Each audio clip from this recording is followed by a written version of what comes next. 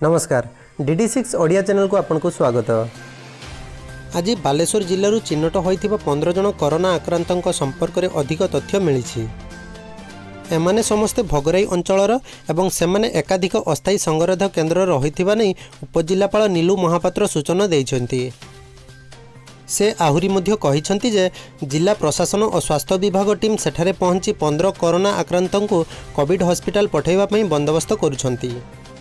एही 15 जनक मध्यरु 5 जन कर्णाटक और 10 जन पश्चिमबंग फेरंता बोली राज्य सूचना और लोकसंपर्क विभागर प्रदत्त तरफ स्पष्ट होईछि।